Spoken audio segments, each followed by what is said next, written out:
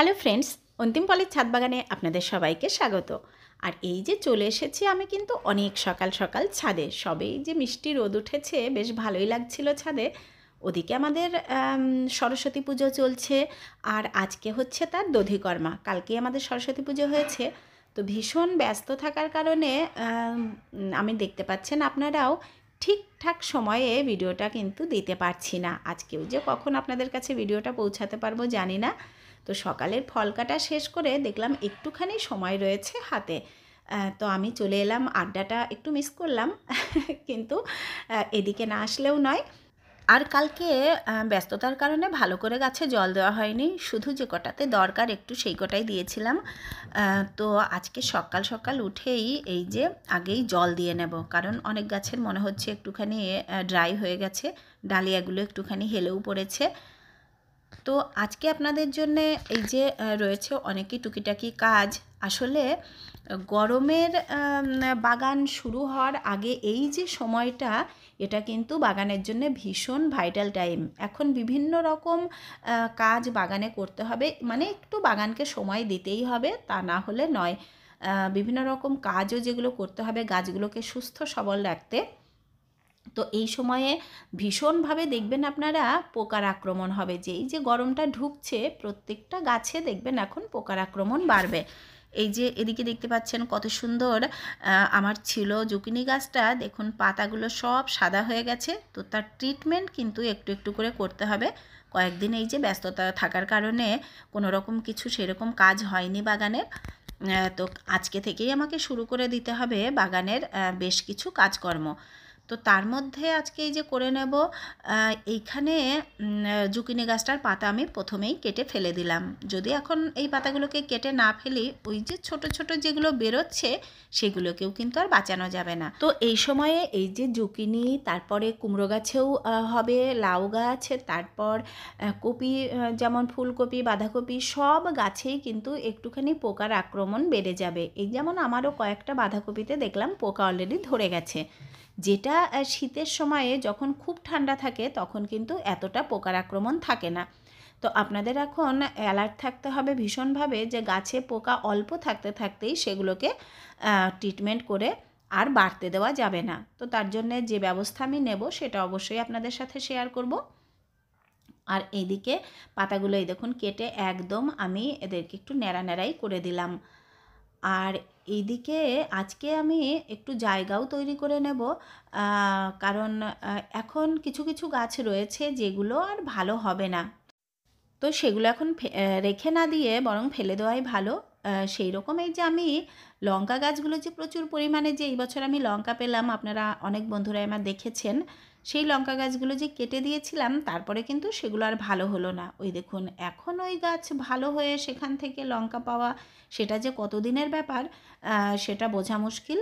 তো তার থেকে বরং আমার যদি নতুন চারা বানিয়ে আমি এখানে বসিয়ে দিই, এর থেকে আগে আগেই পাওয়া যাবে, আর নতুন গাছে সব সময় ফলন ভালো হয়।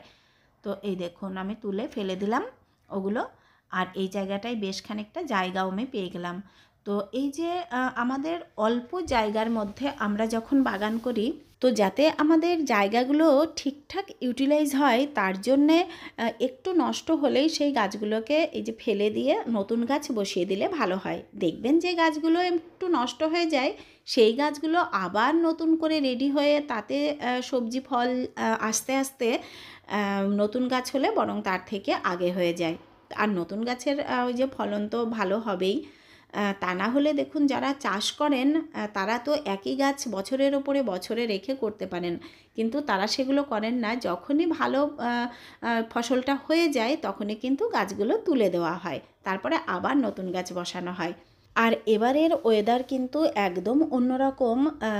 তো এই যে গরমের বীজ বপন আপনাদের অনেক তাড়াতাড়ি শুরু করতে হবে। কোন বীজগুলো এখন না করলে কিন্তু আর হবেই না সেটাও আপনাদের বলবো, সেগুলো আমিও বসাবো। আর এখন তো একটা করে দিন যাচ্ছে আর রোদের তাপ খুবই বেড়ে যাচ্ছে। তো গরমের বীজ বপনের জন্য এখন আমাদের জায়গা যতটুকু আছে বাগানে বের করে তাড়াতাড়ি কিন্তু বীজটা বপন করে দিতে হবে।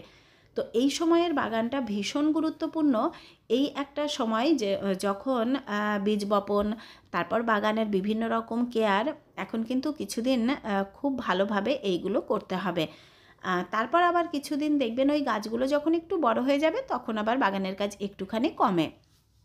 তো এরকমভাবেই চলতে থাকে। যেমন শীতের শুরু হয় যখন, তখন প্রচুর কাজ থাকে বাগানে। তখন এই যে জায়গা বানানো, এই টব রেডি করা, বেড রেডি করা, এই জিনিসগুলো ঠিক ওই রকমই একটা সময় কিন্তু এই সময়টা গরমের বীজ বপনের।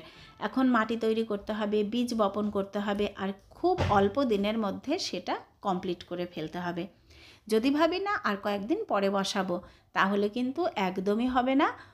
এবারে যেহেতু এই যে বললাম সিজনটা একদমই অন্যরকম, এত তাড়াতাড়ি কখনো এরকম গরম আসে না, মানে এই সময়টা বেশ ঠান্ডা থাকে।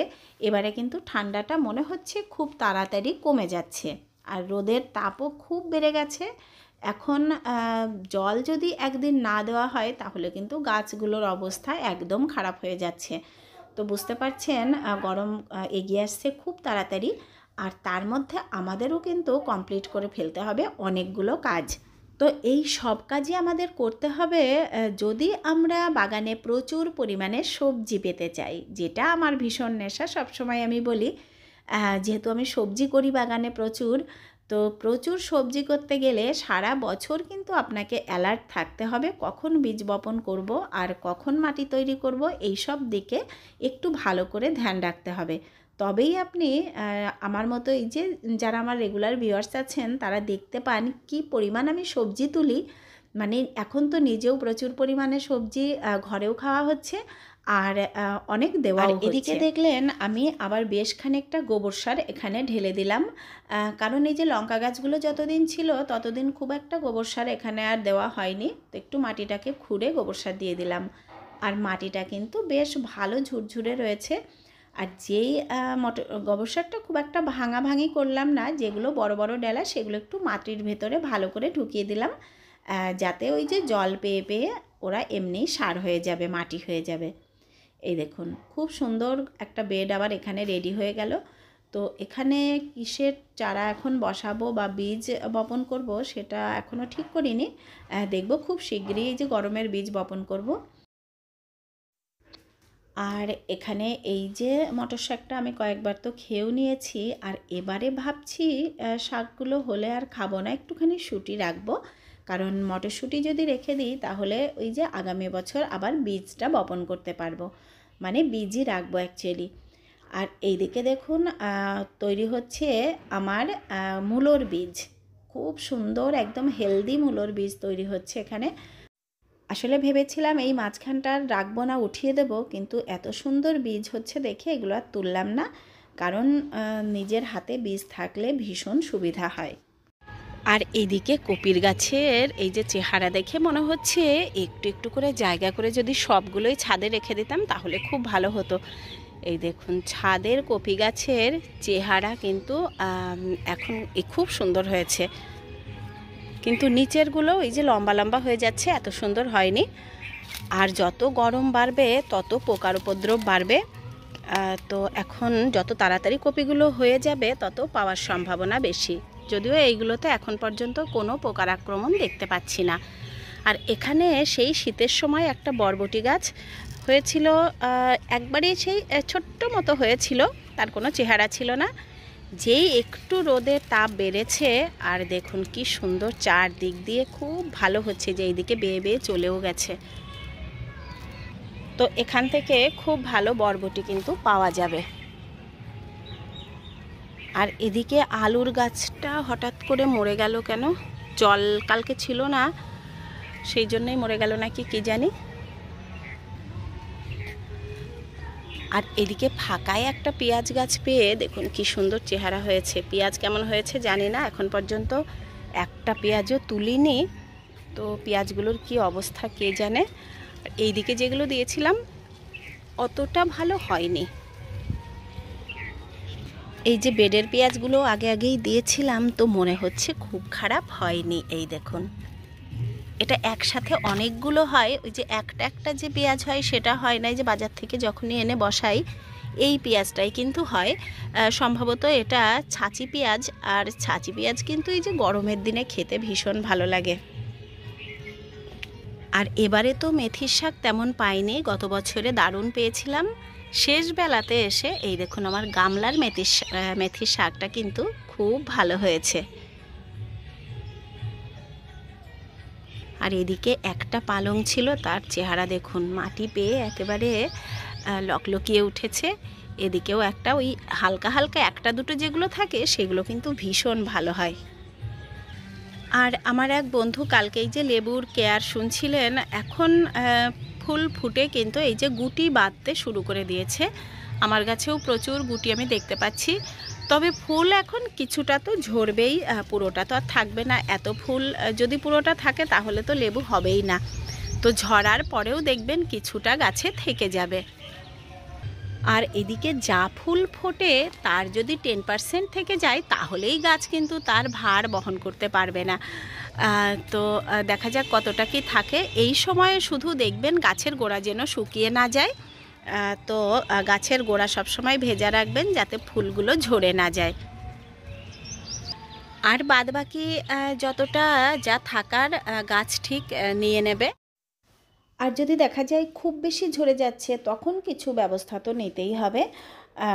আর এইদিকে এই দেখুন জবাটা খুব সুন্দর হয়েছে, ভেবেছিলাম মরেই গেছে। তো আমিও চলে এসেছি ভিডিওটির একদম শেষ পর্যায়ে। আর এতক্ষণ যারা দেখলেন তাদেরকে অসংখ্য ধন্যবাদ। যদি ভালো লাগে তাহলে লাইক কমেন্ট শেয়ার করবেন। যারা আমার একদম নতুন বন্ধুরা আছেন তাদের যদি ভালো লাগে তাহলে চ্যানেলটিকে সাবস্ক্রাইব করে নেবেন। তো আপনারা সবাই খুব ভালো থাকবেন। দেখা হবে আবার নেক্সট ভিডিওতে। টাটা।